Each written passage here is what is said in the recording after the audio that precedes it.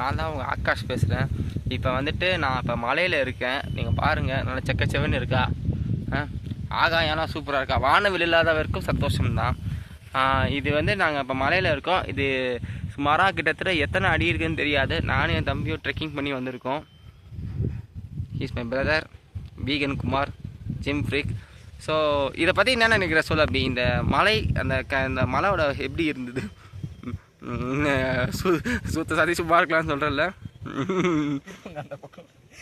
Okay, இந்த மலை நாங்கள் ஏறுறதுக்கு எவ்வளோ நாங்கள் வந்துட்டு லைக் வந்துட்டு ரொம்ப இது பண்ணோம். ஏன்னா அது வந்து பாம்பு இருக்குது. நாங்கள் பார்க்கும்போது ஒரு பாம்பு இருந்தது.